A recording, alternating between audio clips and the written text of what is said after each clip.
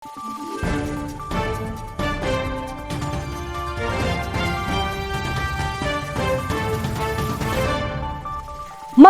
araw, Pilipinas! Ito ang Valiente News hatid sa inyo ng Office of the Vice President.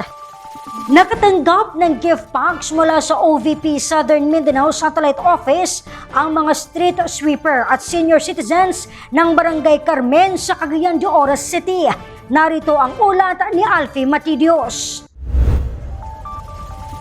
Tumulak ang OVP Southern Mindanao Satellite Office sa Barangay Carmen sa lungsod ng Cagayan de Oro upang mamahagi ng gift pack sa mga nangangailangan. Sa datos mula sa opisina, umabot sa 1,500 ang bilang ng mga nahandugan ng maagang pamasko, kabilang narito ang mga senior citizens at street sweepers na kilala bilang Eco Warriors. Ayon sa Barangay Councilor na si Sunny Ray Kahayag, malaking tulong para sa kanilang mga nasasakupan ang natanggap na gift packs mula sa OVP. Dako kayo ni siya og tabang, no, especially sa atong mga beneficiaries kaya itong mga beneficiaries nato karon. I mean sa katong mga katagaan jud karon is mga recipient nato, mga recipient nato sa gihatag ni Vice President Sara is mga katong yung medyo nasa ubos gyud.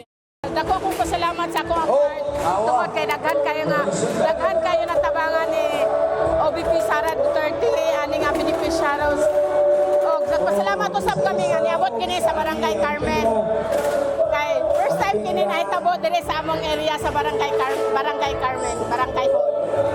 Saad naman ni Vice President Inday Sara Duterte, nangingibabaw ang kalagayan at kapakanan ng bawat pamilyang Pilipino sa patuloy na paghatid ng serbisyo ng OVP.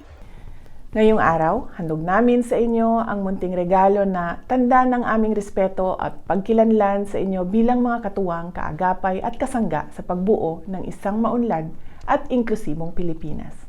Tandaan na ito ay hindi ayuda. Ang mga regalong ito ay bilang pagkikilala sa pagsusumikap na ginagawa ninyo para matustusan ang mga pangangailangan ng inyong pamilya, pagsilbihan ang inyong mga komunidad, at maging responsable at produktibong mamamayan anuman ang mga sitwasyong kinakaharap.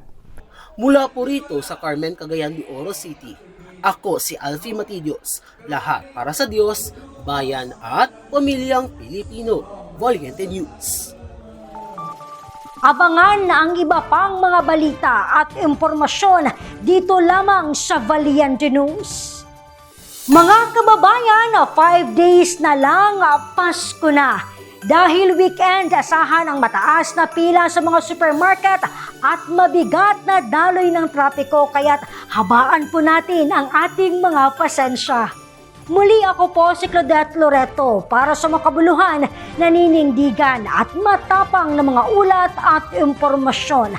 Maraming salamat!